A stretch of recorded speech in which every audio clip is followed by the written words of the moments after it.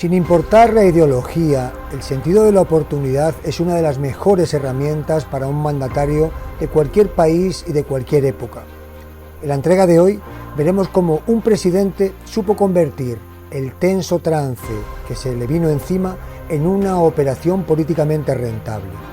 Hoy presentamos la cápsula titulada El éxodo del Mariel, una crisis convertida en oportunidad. Somos Oscar Sasso y Daisy Toussaint y esto es Anécdotas de la historia.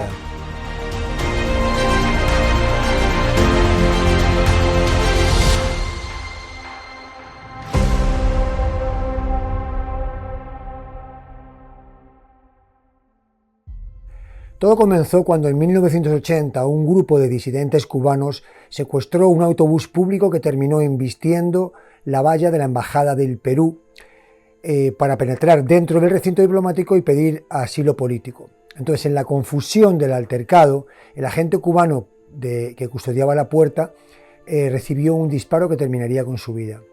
Ante el delicado incidente, Fidel Castro presionó al gobierno de Lima, con quien por cierto no mantenía buenas relaciones, pues para que entregara a los asaltantes. Incluso llegó a amenazar con retirar la custodia de la embajada, pero el diplomático decidió no entregar a los disidentes cubanos y Fidel al final cumplió su promesa comunicando que el perímetro consular quedaba sin protección exterior.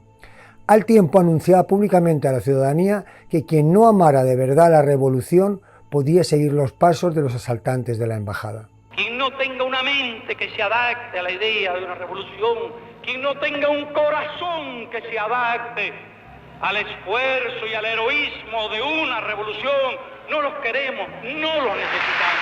Pero pronto el recinto diplomático se vio desbordado cuando más de 10.000 personas se refugiaron en los jardines consulares.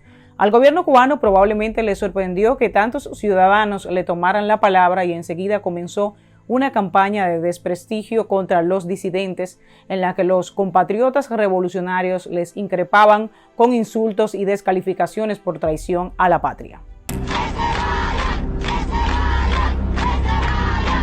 Castro entonces calculó bien y organizó la operación anunciando la habilitación del puerto de Mariel, que está a 35 kilómetros al oeste de La Habana, para que los familiares cubanos de la diáspora pudieran llegar con embarcaciones desde la Florida y se llevaran a toda esa gente.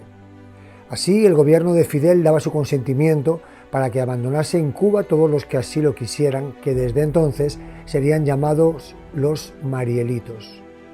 El ejército cubano montó campamentos en el área y concretamente en Playa Mosquito, a 4 kilómetros de Mariel, habilitaron precarias barracas para que allí permanecieran los aspirantes hasta que les llegara su turno de embarcar. De ahí pasaban al muelle para abordar a naves de todos los tipos y tamaños. Pero había una condición.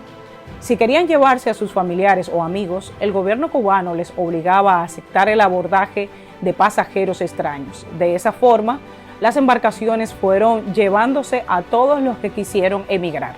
Así, entre abril y octubre de 1980, abandonaron el país 120.000 cubanos. Incluso muchos decidieron embarcarse por su cuenta en improvisados botes construidos con los materiales más diversos. Algunos sorprendentemente estrafalarios para tratar de cubrir los 200 kilómetros que les separaban del sueño americano. Voy para los Estados Unidos, el país de los sueños y de la maravilla, donde abundan mucho los dólares. Por su parte, el entonces presidente de los Estados Unidos, Jimmy Carter, había apoyado la iniciativa dando el estatus de refugiados políticos a los que lograran llegar. Sin embargo, las autoridades de la Florida se vieron desbordadas ante semejante aluvión de inmigrantes. También se vieron seriamente preocupadas cuando se constató que Castro había abierto las cárceles y los recintos de salud mental para aprovechar la ocasión, quitándose de en medio no solo a disidentes, sino también a delincuentes y enfermos mentales, lo que obligó al gobierno norteamericano a establecer recintos de cuarentena para depurar uno a uno a los recién llegados. Muchos recordarán la famosa película Scarface, protagonizada por Al Pacino, cuyo guión se basaba precisamente en este evento histórico-social. Puedes enviarme a donde sea, aquí, allá o acullá. ¿Qué importa? No hay nada que puedan hacerme que Castro no me haya hecho antes. Vamos, nada. llévenselo de aquí. Por supuesto, no todos los recién llegados eran delincuentes o enfermos mentales, por el contrario, la mayoría eran personas que simplemente buscaban mejores oportunidades y que de hecho se integraron en la sociedad como honestos trabajadores, formando enseguida parte del tejido social americano. Pero es indudable que tal cantidad de cubanos dejaron sentir su influencia en el estado de la Florida en cuanto a idioma y costumbres, fundamentalmente en ciudades como Tampa o Miami. En aquel tiempo de Guerra Fría, la tensión entre Cuba y los Estados Unidos era patente. Recordemos que unos años antes, tras el intento fallido de la invasión norteamericana a la isla de Cuba por Bahía de Cochinos, Castro, temiendo nuevos intentos, había solicitado para su defensa ayuda al gobierno soviético, que no dudó en prestarla de inmediato, y repitiendo la tónica de otros conflictos en países terceros como Vietnam o Corea, instalaron misiles nucleares en La Habana amenazando a territorio norteamericano, originando la peor crisis de toda la Guerra Fría, con evidente riesgo de guerra nuclear global, solo resuelta en el último momento gracias a la templanza y al sentido común de John F. Kennedy y de Nikita Khrushchev, presidentes respectivos de Estados Unidos y de la Unión Soviética. Bueno, pues con tales antecedentes y ante esta nueva crisis, tanto Carter como Castro trataron de resolver el delicadísimo conflicto a base de diplomacia, intentando, claro, rentabilizar políticamente cada una de las posturas.